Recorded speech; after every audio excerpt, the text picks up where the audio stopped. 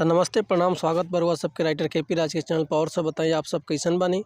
उम्मीद करते रउआ सब बढ़िया होखब अच्छा होखब। तो रउआ सबन खातिर लेके आ गइल बानी भोजपुरी ट्रैक पर भोजपुरी गाना बिल्कुल हिट मैटर लेके आ गइल बानी रउआ सबन खातिर। बिल्कुल ब्लास्ट मैटर वगैरह के नया म्यूजिक बनवा के बढ़िया से गायकी करी तनी तो 100% बाकी गाना ब्लास्ट कर जाई। ऐसे पहले रउआ सबसे कहब कि अगर हमारा चैनल पर नया बानी तो चैनल के लाइक करी, सब्सक्राइब करिए, बेल आइकन प्रेस कर दी ताकि कोनो भी वीडियो अपलोड करी तो सबसे पहले नोटिफिकेशन रउआ सबके मिले। एक और बात रउआ सबसे कहब कि अगर रउआ गायकी में इंटरेस्ट बा, नया नया मैटर के तलाश में बनी, नया नया मैटर रउआ सबके नइखे मिलत, अगर हमारा चैनल पे आ गइल बनी तब निराश भइले गरज नइखे। ऐसे कि रउआ सबन खातिर हम हर एक प्रकार के सॉन्ग लिखिले, हिंदी होखे या भोजपुरी होखे, हर एक प्रकार के सॉन्ग मिली हमारा चैनल से। लव सॉन्ग होखे, ऑर्केस्ट्रा सॉन्ग होखे, लयदारी सॉन्ग होखे, झलकुटन होखे, निर्गुण होखे, पूर्वी होखे, बेवफाई सॉन्ग होखे, विवाह गीत होखे या विदाई गीत होखे, हर एक प्रकार के हमारा चैनल से हर एक प्रकार के सॉन्ग मिली रउआ सबके, वो बिल्कुल उचित चार्ज में। तो चलिए देखिए आज के कौन धुन बा कौन लय बा।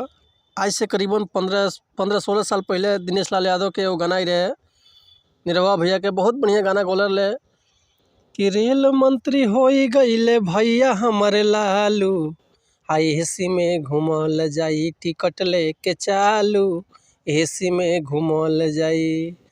कि रेल मंत्री होई गईले भैया हमारे लालू, एसी में घूमल जाई टिकट लेके चालू।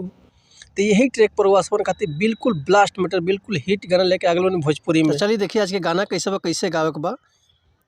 कि घूमेला भतार हमरो लेके जब थार हो, कि घूमेला भतार हमरो लेके जब थार हो, आ देखी सवतिनियन के बथेला कपार हो, देखी सवतिनियन के बथेला कपार हो।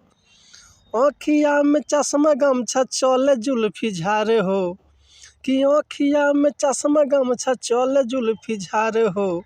हिरहुआ से नीक लागस सैया जी हमार हो, आ देखी सवतिनियन के बथेला कपार हो, देखी सवतिनियन के बथेला कपार हो। तो उम्मीद करते हैं रउआ सबके मैटर बेहद पसंद आइल होई। अगर ये गाना के रउआ फुल लिखवाल चाहतनी तो डिस्क्रिप्शन में हमारा कॉन्टैक्ट नंबर बा, व्हाट्सअप नंबर बा, कॉल कर सकिले, व्हाट्सअप कर सकिले। रउआ के बिल्कुल उचित चार्ज में फुल गाना मिल जाई। इससे पहले रउआ सबसे कहब कि अगर हमारा गाँव में कोनो मिस्टेक भइल होखे तो भैया क्षमा चाहतनी। ऐसे कि हम गायक नहीं रउआ सबन के खाली बता सकिले, समझा सकिले। तब मिलत है नेक्स्ट वीडियो में कुछ नया गाना, कुछ नया म्यूजिक, कुछ नया धुन, कुछ नया कंपोजिशन लेके। तब तक के लिए रउआ सबसे अनुमति चाहतनी। एक और बात कहते रउआ सबन से, अगर रउआ सबके म्यूजिक भी बनवाओ बा तो हमारा पास से बिल्कुल उचित दाम में, उचित चार्ज में रउआ सबके बढ़िया से बढ़िया म्यूजिक मिल जाई। तो मिलते हैं नेक्स्ट वीडियो में, तब तक के लिए नमस्कार प्रणाम, जय हिंद जय भारत।